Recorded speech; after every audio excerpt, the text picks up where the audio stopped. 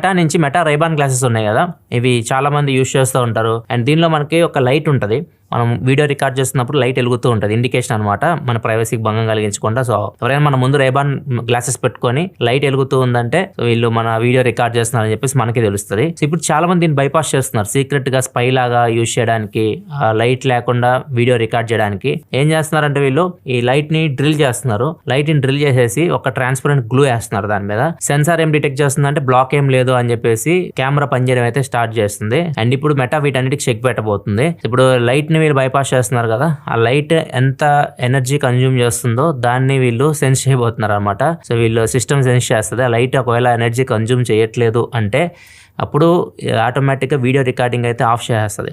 So ఇట్లా వీళ్ళు update అయితే అన్నిటికీ ఇస్తున్నారు. సో ఇప్పుడు దీన్ని బైపాస్ చేయలేరు మీరు. సో ఒకవేళ మీరు మీ మెటా గ్లాసెస్ యూజ్ చేసుకోవాలి అంటే మాత్రం ఎవరైనా మోడ్స్ చేయించుంటే మళ్ళీ స్టోర్కి వచ్చేసి ఎల్ఈడి ఇన్స్టాల్ చేయించుకోండి, అప్పుడే మీకు కెమెరా పనిచేస్తుంది, లేకపోతే పనిచేయదన్నట్లుగా మెటా